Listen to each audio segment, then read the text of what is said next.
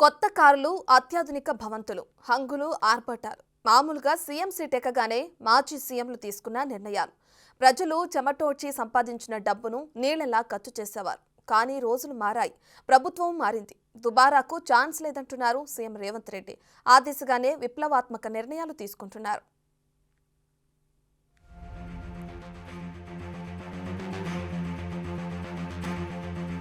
దుబారాకు no chance అంటున్న CM Revanth Reddy. ఖాళీగా ఉన్నవి వాడుకుంటాం, కొత్తవి నిర్మించము. కొత్త వాహనాల కొనుగోలు ప్రసక్తే లేదంటూ క్లారిటీ. అధికారంలోకి రాగానే ప్రతి ఒక్కరూ తమ మార్కు చూపించుకోవాలనుకుంటారు. దీనికోసం భారీ విగ్రహాలు, అంతకంటే విశాలమైన భవంతులో, లేదంటే మరొకటి. ఇలా ప్రజల డబ్బును ఖర్చు చేసే ఆలోచనే అందరిది. కానీ తన రూట్ సెపరేట్ అంటున్నారు సీఎం రేవంత్ రెడ్డి. కొత్త భవనాలు నిర్మించే ప్రసక్తే లేదని తేల్చి చెబుతున్నారాయన. మీడియాతో చేసిన చిట్ చాట్ లో ఆసక్తికర వ్యాఖ్యలు చేశారు సీఎం రేవంత్ రెడ్డి.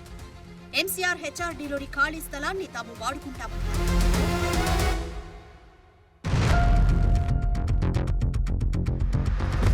పాత అసెంబ్లీ బిల్డింగ్ లో కౌన్సిల్ సమావేశాలు జరుగుతాయన్నారు సీఎం రేవంత్ రెడ్డి. ఇప్పుడున్న అసెంబ్లీలోనే శాసనసభ జరుగుతుందన్నారు.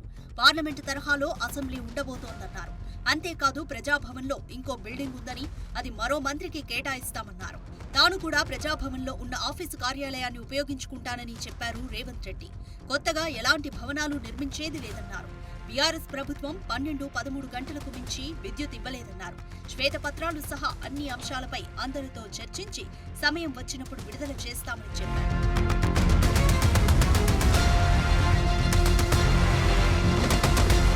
అన్నింటికంటే ముఖ్యంగా సీఎం కాన్వాయ్ పై గత కొన్ని రోజులుగా చర్చ నడుస్తోంది. సాధారణంగా సీఎం కాన్వాయ్లోని కార్లన్నింటికీ ఒకే రంగు, నెంబర్ ప్లేట్లు ఉంటాయి. భద్రతలో భాగంగా సీఎం ఏ కారులో ప్రయాణిస్తున్నారో దుండగులకు తెలియకుండా కార్లను ఒకే రంగులో ఉంచుతున్నారు. ఇప్పటికే రేవంత్ కాన్వాయ్లోని కార్ల నెంబర్లను 0009గా మార్చారు. అయితే ప్రస్తుతం నలుపు రంగు కారులో ఆయన ప్రయాణిస్తున్నారు.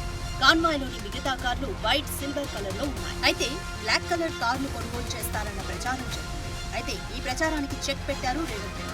కొత్త కార్లను కొనే సమస్య లేదన్నారు. ప్రజాధనాన్ని దుర్వినియోగం చేసే ఉద్దేశం లేకపోవడంతో ఈ నిర్ణయం తీసుకున్నారు రేవంత్ రెడ్డి.